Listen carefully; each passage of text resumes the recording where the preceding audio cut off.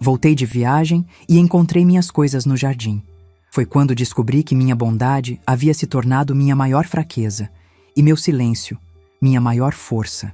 Meu nome é Helena Santana Pereira. Tenho 68 anos e nunca pensei que chegaria o dia em que precisaria contar essa história. Mas aqui estou, sentada na sala do meu apartamento, olhando para a cidade de Campinas se acender com as luzes da noite e sentindo que preciso dividir com vocês o que aconteceu comigo. Sempre fui uma mulher de postura. Minha mãe me ensinou desde pequena que uma senhora deve se portar com dignidade, mesmo quando o mundo parece desabar ao seu redor. Aos 68 anos, carrego comigo décadas de experiência, algumas cicatrizes no coração e uma força que eu mesma não sabia que existia. Eu havia acabado de voltar de uma semana na casa da minha irmã Alzira, em Ribeirão Preto. Fazia 2 anos que não nos víamos, e ela insistiu tanto para eu ir visitá-la que acabei cedendo. Foi uma semana gostosa, relembrando a infância, conversando até tarde, me sentindo útil ajudando ela com algumas coisas da casa. Me senti renovada, lembrando de quem eu era antes de me tornar só a mãe do Ricardo e a avó do Lucas e da Sofia. Mas a vida tem dessas ironias cruéis. Voltei para casa numa tarde de terça-feira, com a mala ainda cheirando ao perfume da casa da Alzira e o coração quentinho das conversas que tivemos. O ônibus me deixou no ponto, e caminhei as 3 quadras até minha casa.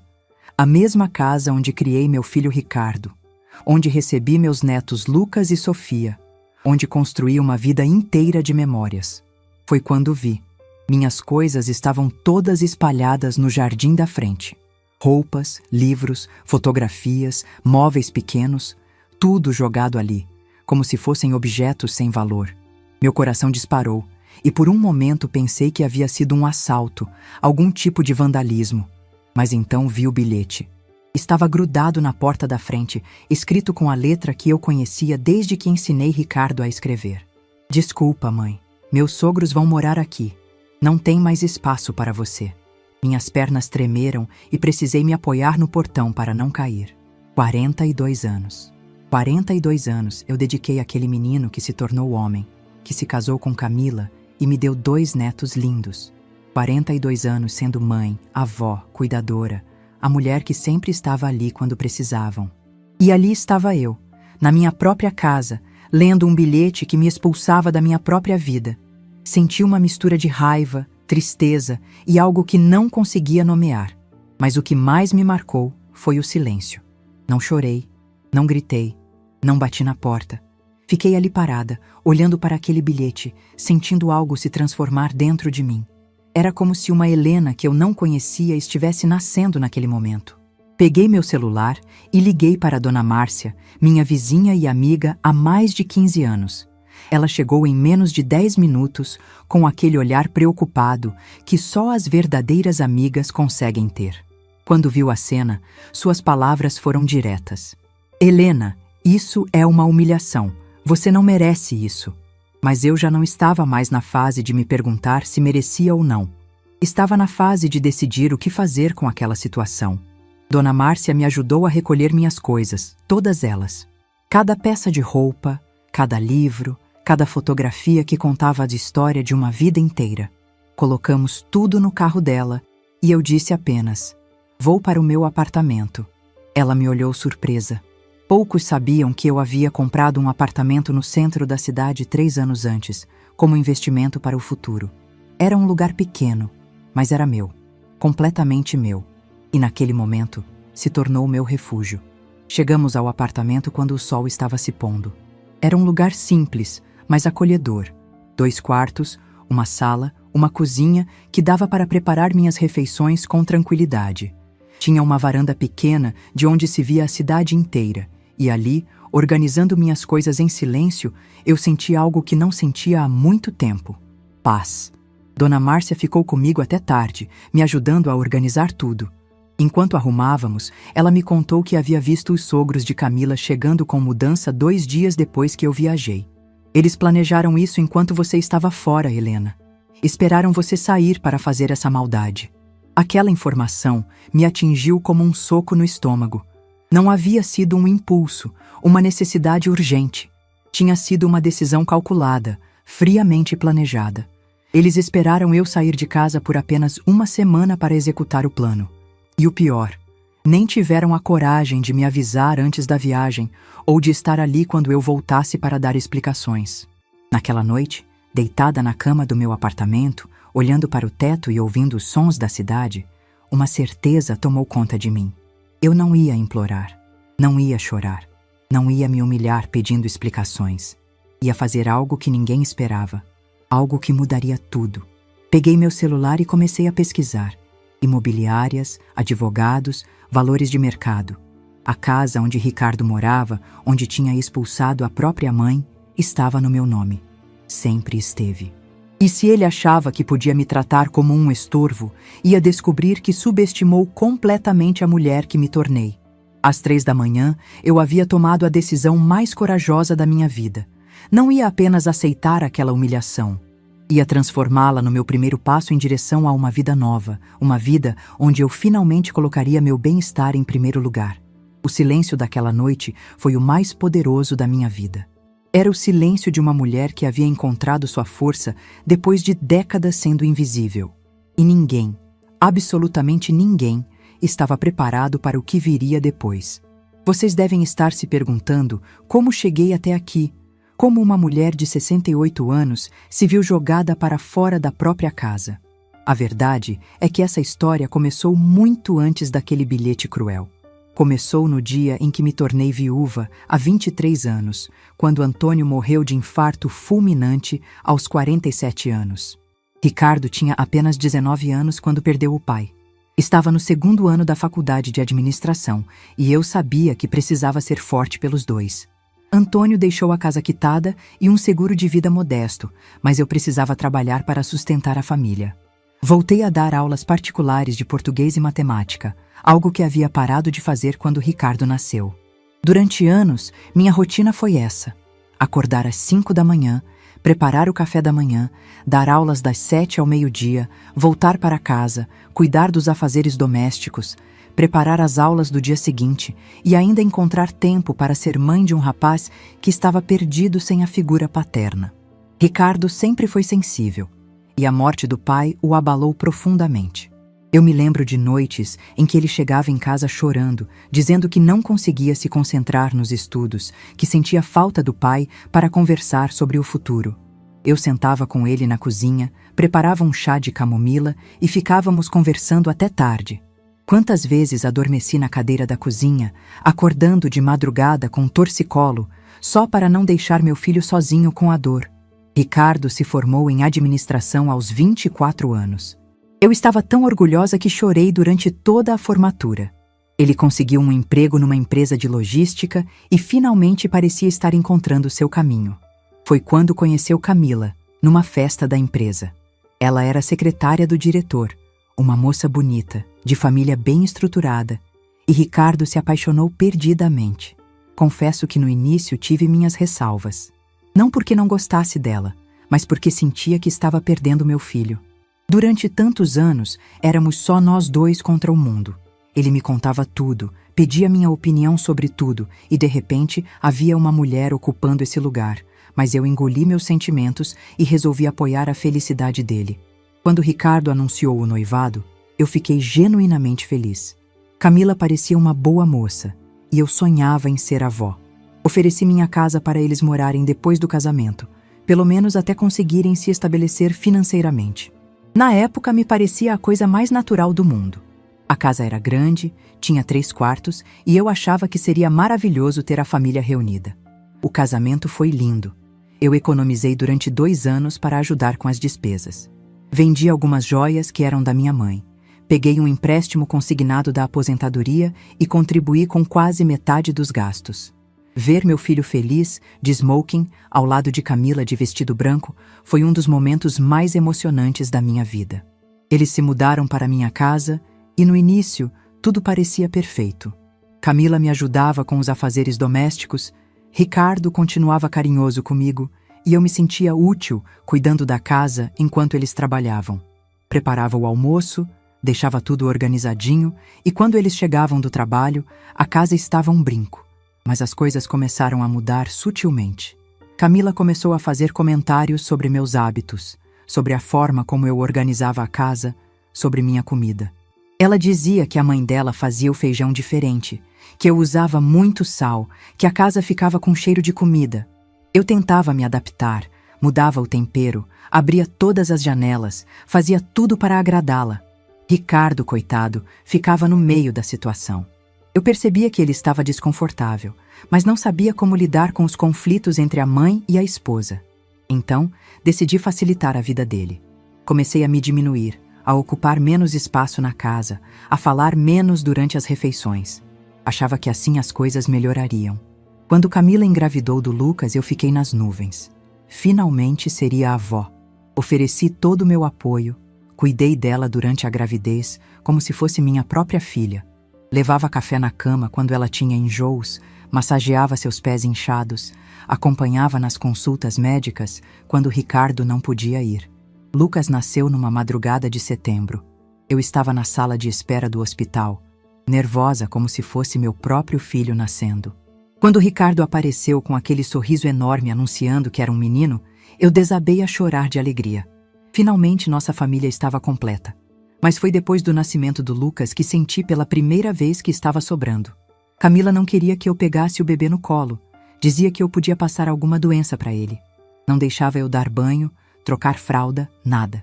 Eu podia apenas observar de longe, como se fosse uma estranha. Quando sugeri que ela voltasse a trabalhar e eu cuidaria do Lucas, a resposta foi um não categórico.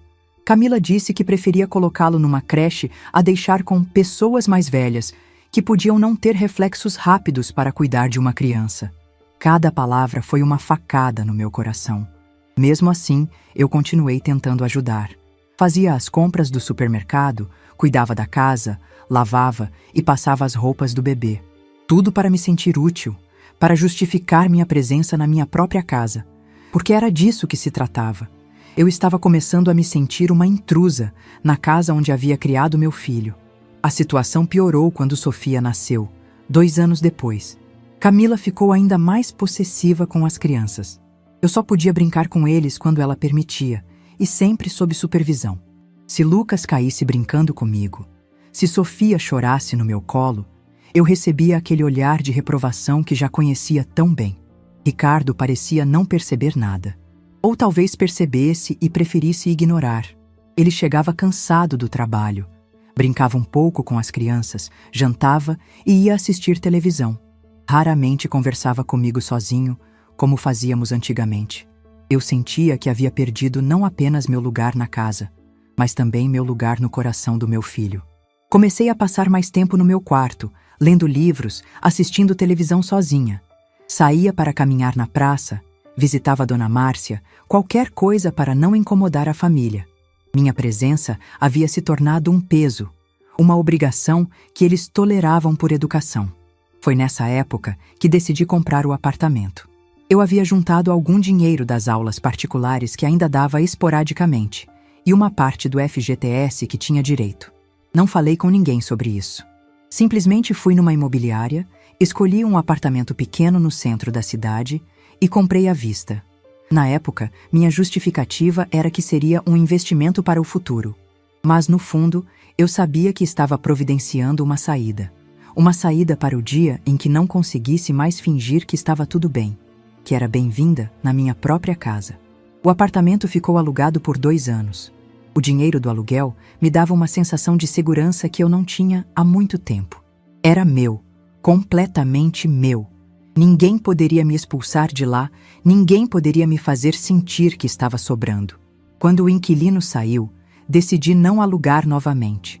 Guardei as chaves numa gaveta do meu quarto e, vez ou outra, ia lá para arejar, limpar, verificar se estava tudo bem. Nessas visitas, eu me imaginava morando ali, tendo minha própria rotina, minha própria vida. Mas sempre voltava para casa achando que as coisas poderiam melhorar. Que talvez eu estivesse sendo dramática, que talvez fosse apenas uma fase. Afinal, Ricardo era meu filho, e eu não podia imaginar que ele fosse capaz de me tratar como uma estranha. Até aquele dia em que voltei da casa da Alzira e encontrei minhas coisas no jardim. Naquele momento, entendi que não estava sendo dramática. Estava sendo realista e que meu apartamento não era mais um investimento para o futuro. Era meu presente, minha liberdade, minha dignidade. Nos primeiros dias no meu apartamento, eu ainda estava em estado de choque. Acordava de manhã e por alguns segundos esquecia onde estava. A luz entrava diferente pelas janelas, os sons eram outros, até o cheiro era diferente. Mas havia algo naquele silêncio que me acalmava. Era um silêncio que me pertencia, sem julgamentos, sem olhares de reprovação. Dona Márcia aparecia todo dia para ver como eu estava. Ela trazia pão caseiro, às vezes um doce, sempre com aquele jeitinho carinhoso de quem entende que certas feridas só saram com tempo e afeto. Foi ela quem me contou os detalhes que eu precisava saber sobre o que aconteceu enquanto eu estive fora. Segundo ela, os sogros de Camila chegaram na quinta-feira seguinte à minha viagem. Vieram num caminhão de mudança, com móveis, televisão, geladeira, tudo.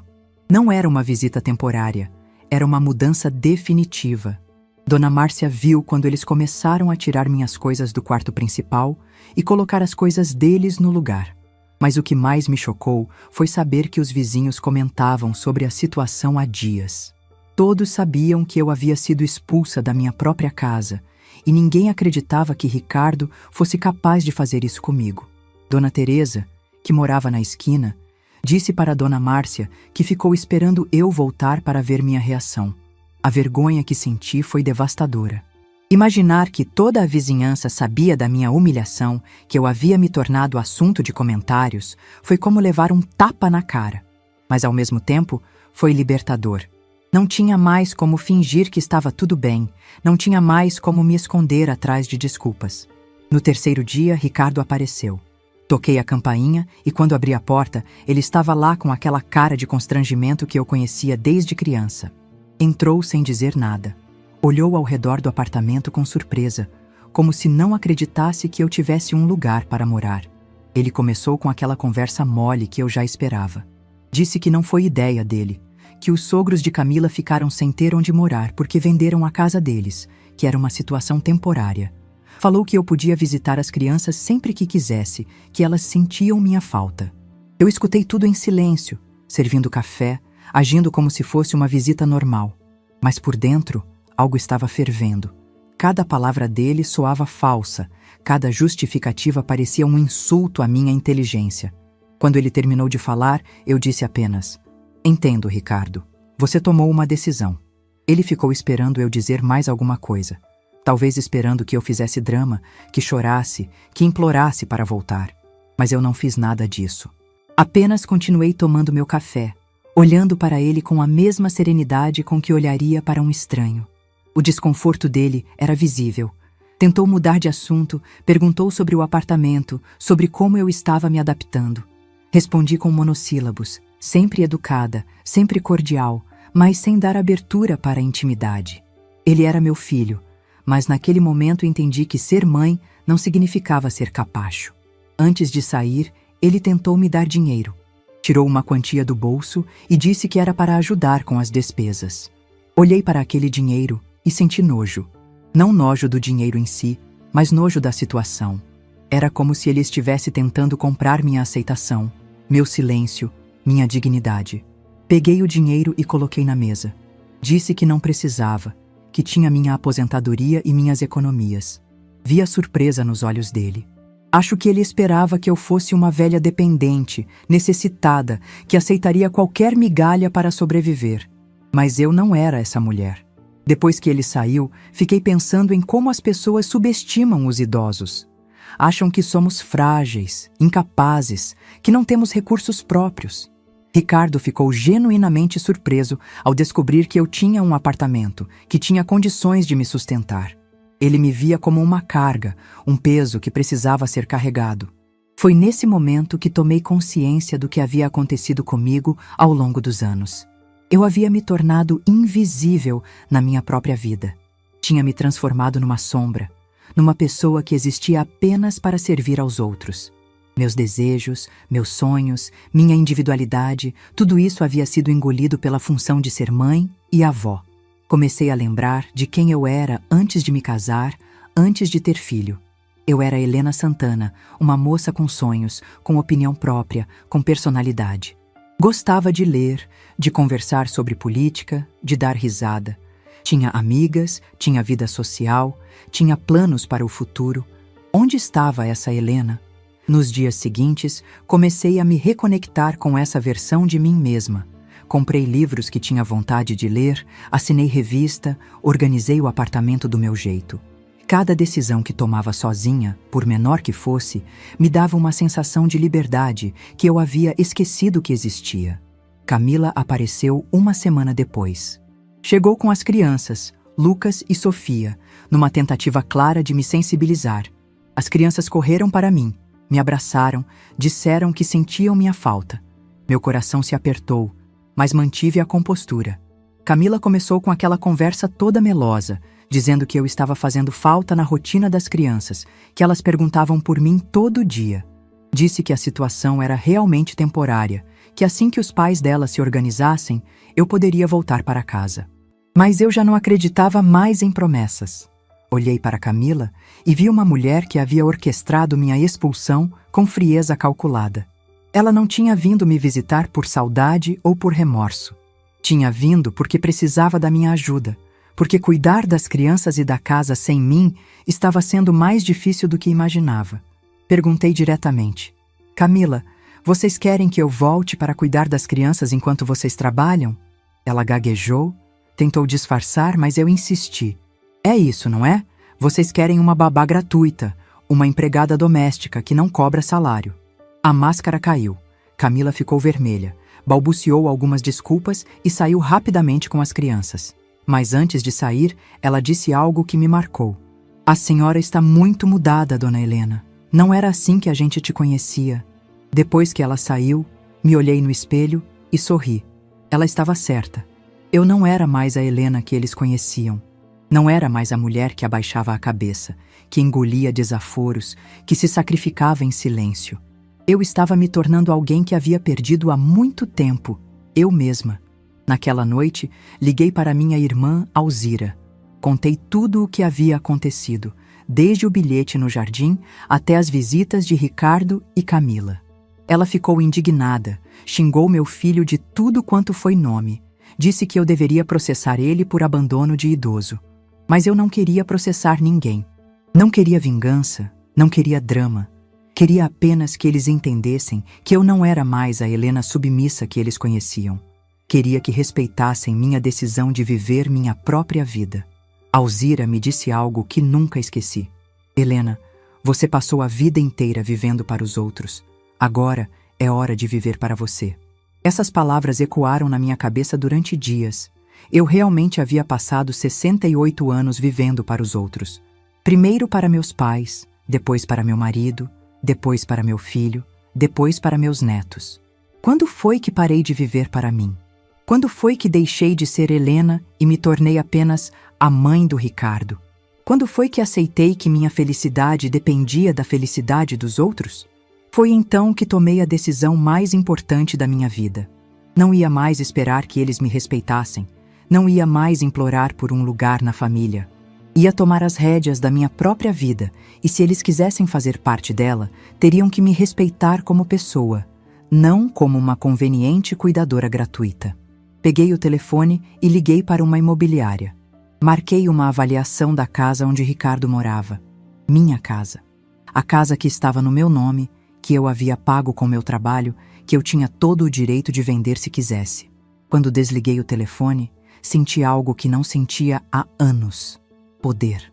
O poder de decidir meu próprio destino, de fazer minhas próprias escolhas.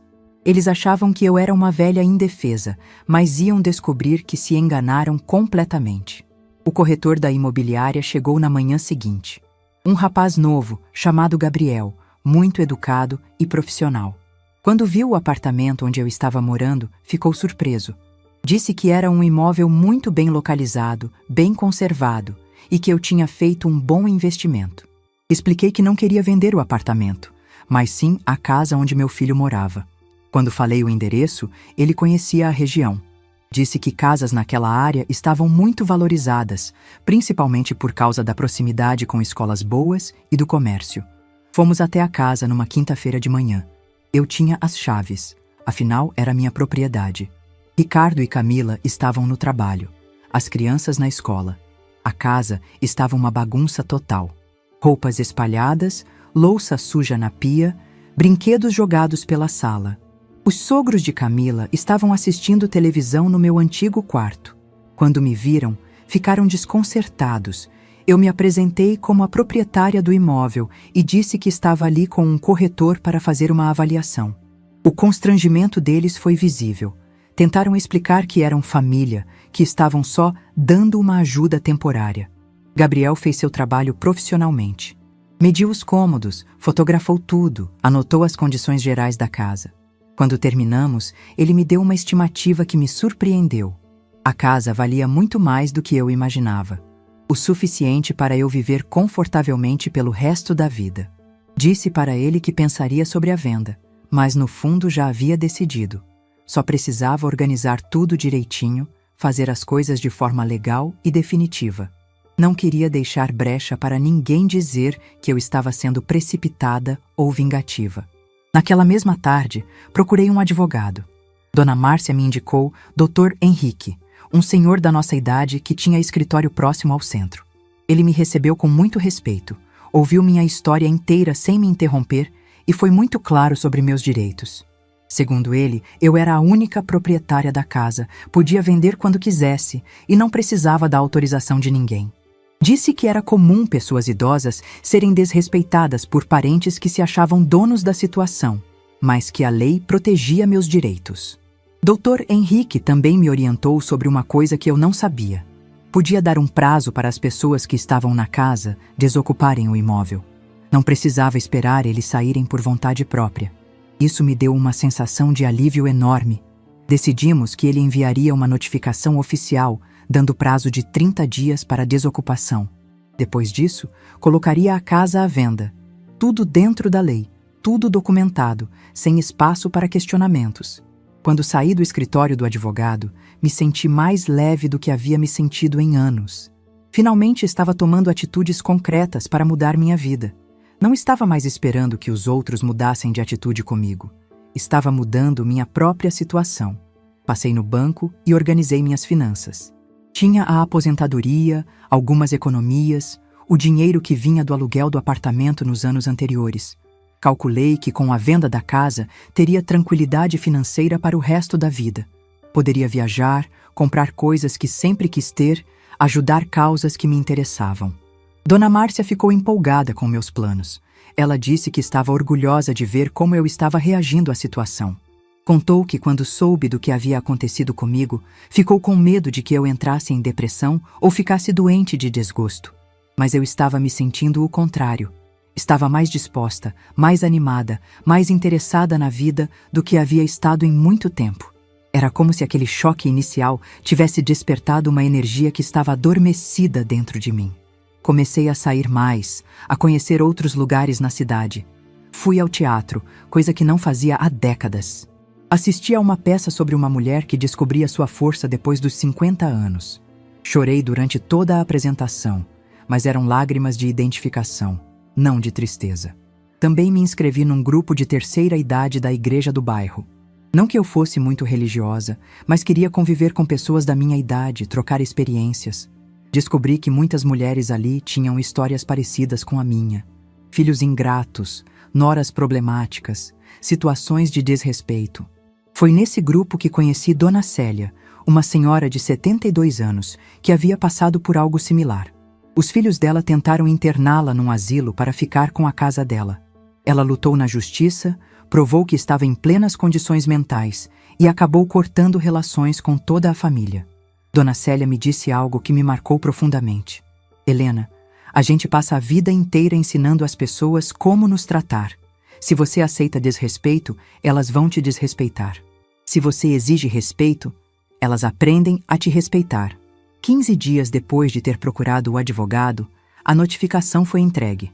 Dr. Henrique me ligou para confirmar que Ricardo havia recebido o documento em mãos. Disse que meu filho pareceu muito nervoso e perguntou várias vezes se eu estava mesmo decidida a vender a casa. Ricardo apareceu no meu apartamento no mesmo dia. Dessa vez não estava sozinho. Trouxe Camila junto e eu percebi que era uma estratégia. Achavam que juntos conseguiriam me convencer a desistir da venda. Começaram com aquela conversa de sempre, que eu estava sendo precipitada, que família não se abandona, que eles podiam conversar e resolver tudo. Camila chegou até a chorar, dizendo que nunca quis me magoar, que tinha sido tudo um mal-entendido. Eu escutei tudo com paciência, servi café, agi como uma anfitriã educada. Quando eles terminaram de falar, eu disse simplesmente: "Eu entendo a posição de vocês, mas minha decisão está tomada. Vocês têm 30 dias para encontrar outro lugar para morar." A mudança de tom foi imediata. Ricardo começou a falar alto, dizendo que eu estava sendo injusta, que ele era meu filho, que não podia me fazer isso. Camila disse que eles não tinham condições de comprar uma casa, que eu estava sendo cruel com os próprios netos. Mas eu não me abalei. Respondi que eles tiveram anos para tratar isso de forma diferente, que a decisão de me expulsar da casa havia sido deles, não minha, que eu estava apenas exercendo meu direito de proprietária. Quando viram que eu não ia ceder, tentaram outra estratégia. Ofereceram pagar aluguel para continuar morando na casa. Perguntaram quanto eu queria receber por mês, mas eu disse que não queria alugar, queria vender. A verdade é que não era uma questão de dinheiro, era uma questão de dignidade. Eu não conseguiria mais viver em paz, sabendo que eles estavam na minha casa depois de terem me tratado daquela forma. Cada centavo de aluguel que recebesse deles seria uma lembrança da humilhação que passei. Eles saíram do apartamento furiosos. Camila disse que eu ia me arrepender, que estava destruindo a família. Ricardo disse que nunca imaginou que eu fosse capaz de uma vingança desse tipo. Mas eu não via como vingança. Via como justiça. Nos dias seguintes, recebi ligações de outros parentes. Tias, primos, pessoas que há anos não falavam comigo. De repente, apareceram para opinar sobre minha decisão. Todos dizendo que eu estava errada, que devia perdoar, que família era sagrada. Mas nenhum deles havia me procurado quando fui humilhada. Nenhum deles se interessou em saber se eu estava bem depois de ser expulsa da própria casa. Só apareceram quando souberam que eu tinha uma casa para vender. Doutor. Henrique me disse que isso era normal, que quando pessoas idosas tomam atitudes para se defender, sempre aparecem parentes para tentar convencê-las a desistir. Geralmente porque têm interesse na herança ou porque acham que idosos não devem ter autonomia. Faltando uma semana para o prazo de desocupação, Ricardo me procurou novamente. Dessa vez veio sozinho e com uma atitude diferente. Parecia mais humilde, mais disposto a conversar. Disse que havia refletido sobre tudo e que entendia minha posição. Ofereceu algumas condições. Os sogros de Camila sairiam da casa, eu poderia voltar a morar lá, e eles fariam questão de me tratar com o respeito que eu merecia. Disse que as crianças estavam sofrendo, que não entendiam por que a avó havia sumido de suas vidas. Por um momento, senti meu coração amolecer. Mas então, lembrei de tudo o que havia passado, de todos os anos me sentindo invisível, de todos os desrespeitos que engoli em silêncio. Disse para Ricardo que agradecia a proposta, mas que minha decisão era definitiva. Ele perguntou se eu não sentia falta das crianças, se não me importava em perdê-las. Respondi que sentia muita falta, mas que amor não se constrói com chantagem emocional. Que se ele quisesse que eu fizesse parte da vida dos meus netos, teria que aprender a me respeitar primeiro. Quando o prazo acabou, eles se mudaram. Dr. Henrique me ligou, confirmando que a casa estava desocupada. No dia seguinte, colocamos a placa de "Vende-se" na frente da casa. Em 2 semanas, apareceu um comprador que pagou à vista o valor que pedi. Quando assinei a escritura de venda, senti uma mistura de alívio e libertação. Não era apenas uma casa que eu estava vendendo. Era um capítulo da minha vida que estava fechando para sempre. 6 meses se passaram desde que vendi a casa. 6 meses de uma vida que eu não sabia que era possível ter aos 68 anos. Hoje, enquanto conto essa história, olho ao redor do meu apartamento e vejo uma mulher que eu não reconheceria há 1 ano atrás. Com o dinheiro da venda, paguei todas as minhas dívidas pequenas, investi uma parte em aplicações seguras e separei uma quantia para realizar sonhos que havia guardado numa gaveta da alma. O primeiro sonho foi conhecer o mar. Parece bobagem, mas eu nunca havia visto o oceano de perto. Fui para Santos. Fiquei uma semana numa pousada simpática perto da praia. Todos os dias caminhava pela areia, sentava numa cadeira de praia que alugava por 2 horas e ficava olhando as ondas. Ninguém me conhecia ali. Ninguém me via como a mãe de alguém ou a avó de alguém. Eu era simplesmente Helena, uma senhora que estava aproveitando a vida. Na pousada, conheci outras pessoas da minha idade que estavam fazendo a mesma coisa, vivendo para si mesmas. Dona Aparecida, de 73 anos, estava viajando pelo Brasil inteiro depois que ficou viúva. Seu Joaquim, de 70 anos, havia se aposentado e decidiu conhecer cada praia do litoral paulista. Eles me contaram histórias parecidas com a minha. Filhos que os viam como peso, famílias que os tratavam como móveis velhos. Mas ali, naquela pousada, todos nós éramos pessoas livres, fazendo escolhas próprias, gastando nosso próprio dinheiro como queríamos. Quando voltei para Campinas, estava renovada. Decidi reformar o apartamento do jeito que sempre quis. Pintei as paredes de cores que me alegravam, comprei móveis novos, plantas para enfeitar a varanda. Cada escolha era minha. Cada gasto era decidido por mim. Comprei um celular novo e aprendi a usar as redes sociais. Criei um perfil no Facebook e comecei a postar fotos dos meus passeios, das minhas receitas, dos livros que estava lendo. Descobri grupos de pessoas da terceira idade que compartilhavam experiências, dicas de viagem, receitas, histórias de vida. Foi através de um desses grupos que conheci Dona Lourdes, uma senhora de 71 anos que morava em São Paulo. Ela havia passado por uma situação similar à minha e decidiu criar um grupo de apoio para idosos que sofreram abandono familiar. Começamos a conversar por mensagens e depois por telefone. Dona Lourdes me convidou para participar de reuniões do grupo dela. Eram encontros quinzenais onde pessoas compartilhavam suas experiências e se apoiavam mutuamente. Decidi participar e foi uma das melhores decisões que tomei. No grupo, conheci histórias que me fizeram perceber que minha situação não era única. Dona Rosa, cujos filhos tentaram interná-la num asilo para ficar com sua casa. Seu Antônio, que foi abandonado pela família quando ficou doente. Dona Carmen, que sustentou os filhos a vida inteira e foi jogada de lado quando eles enriqueceram. Mas também conheci histórias de superação. Pessoas que tomaram as rédeas da própria vida, que se libertaram de relacionamentos tóxicos, que descobriram talentos e paixões depois dos 60 anos. Essas histórias me inspiraram a ir ainda mais longe. Decidi me inscrever num curso de informática para a terceira idade.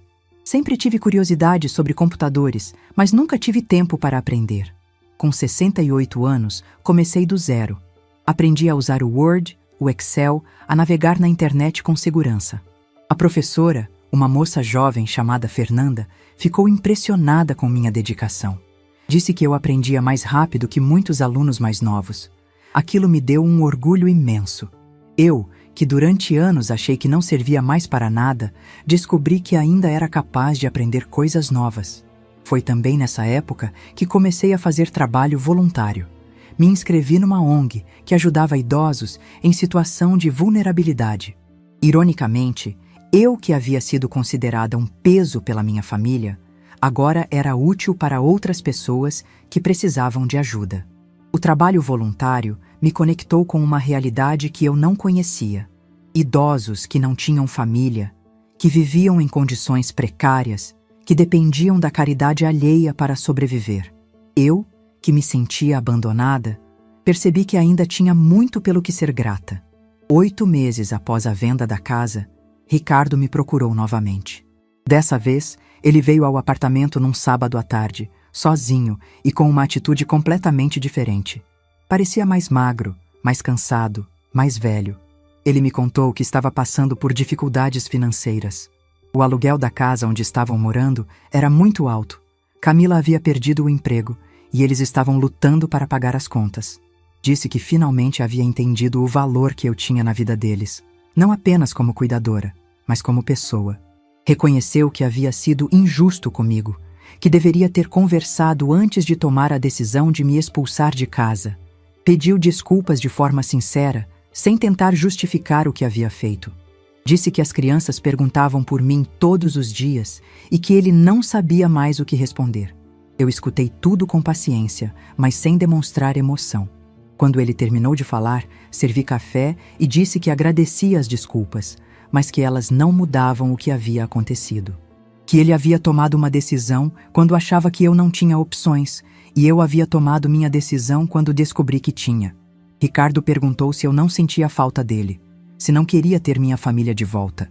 Respondi que sentia falta do filho carinhoso que ele havia sido, mas que aquele filho havia desaparecido muito antes do episódio da expulsão, que eu havia passado anos sendo invisível na minha própria casa e que agora estava aprendendo a viver sem ser invisível. Ele tentou argumentar que pessoas podem mudar, que ele havia aprendido a lição, mas eu disse que talvez ele tivesse aprendido, mas que eu também havia aprendido. Havia aprendido a me valorizar, a não aceitar migalhas de afeto, a não trocar minha dignidade pela ilusão de pertencer a uma família. Antes de sair, Ricardo me deu um envelope. Dentro havia desenhos que Lucas e Sofia haviam feito para mim. Desenhos da avó que eles lembravam, com palavras carinhosas escritas com letra de criança. Meu coração se apertou, mas não mudei de posição. Disse para Ricardo que ele poderia trazer as crianças para me visitar quando quisesse, que a porta do meu apartamento estava sempre aberta para meus netos, mas que nossa relação seria diferente agora, que eu não voltaria a ser a avó que abaixava a cabeça e aceitava qualquer coisa para não perder o contato com eles. Algumas semanas depois, Ricardo trouxe Lucas e Sofia para me visitar. Foi um encontro emocionante, mas também diferente.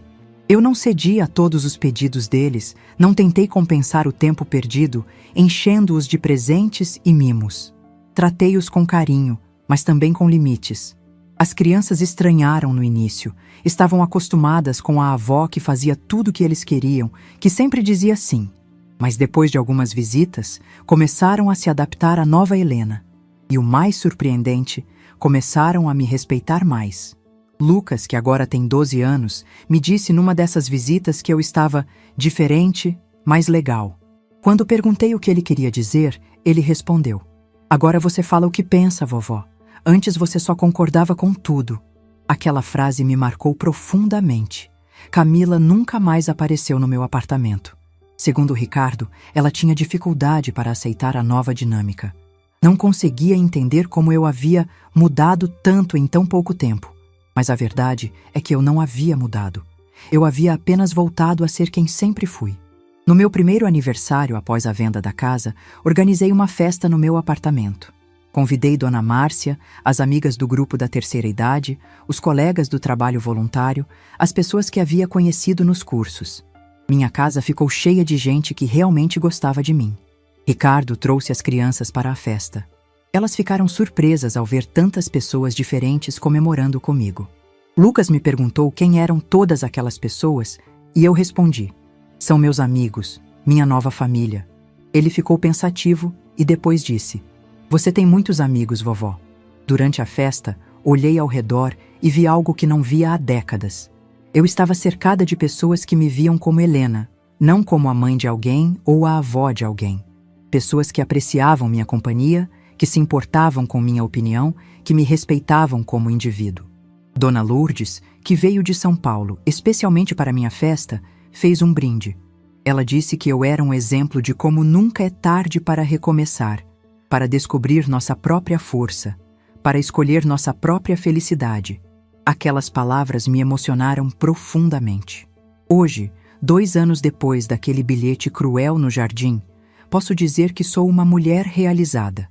Não porque consegui me vingar da família que me maltratou, mas porque consegui me libertar de uma situação que me diminuía. Viajo quando tenho vontade, compro o que me faz feliz, ajudo quem precisa, cultivo amizades verdadeiras. Tenho uma rotina que me satisfaz, projetos que me motivam, sonhos que ainda quero realizar. Aos 68 anos, descobri que a vida pode ser muito mais rica e interessante do que eu imaginava. Ricardo e eu mantemos contato, mas em bases completamente diferentes. Ele me respeita porque aprendeu que não tem escolha. Eu não sou mais a mãe desesperada por migalhas de afeto. Sou uma mulher independente que escolhe quando e como se relacionar com ele. As crianças me visitam regularmente e estou construindo uma relação saudável com elas. Não sou mais a avó que tenta comprar amor com sacrifícios. Sou a avó que ensina pelo exemplo que todas as pessoas, independente da idade, merecem ser tratadas com dignidade. Às vezes me pergunto se fui muito dura, se deveria ter dado mais chances, se deveria ter perdoado mais facilmente. Mas então lembro de como me sentia naquela casa, invisível, diminuída, tratada como um estorvo. E tenho certeza de que fiz as escolhas certas. O dinheiro da venda da casa me deu segurança financeira, mas não foi isso que me deu felicidade. O que me deu felicidade foi descobrir que eu ainda podia fazer escolhas, que ainda podia dizer não, que ainda podia exigir respeito. Hoje, quando conto minha história para outras pessoas, principalmente para mulheres que estão passando por situações similares, sempre digo a mesma coisa. Nunca é tarde para recuperar nossa dignidade. Nunca é tarde para exigir respeito. Nunca é tarde para escolher nossa própria felicidade. Meu silêncio naquele dia, quando encontrei minhas coisas no jardim, foi o silêncio mais poderoso da minha vida. Foi o silêncio de uma mulher que finalmente havia encontrado sua força. E essa força, uma vez descoberta, nunca mais me abandonou. Agora, quando olho para trás, vejo que aquele bilhete cruel não foi o fim da minha história. Foi o começo de uma nova vida. Uma vida que eu escolhi viver nos meus próprios termos. E essa vida, posso dizer com certeza, vale cada momento de dor que precisei enfrentar para conquistá-la. Se essa história tocou seu coração, deixe seu like, se inscreva no canal e comente aqui embaixo. No meu lugar, o que você faria? Sua mensagem pode iluminar o dia de alguém.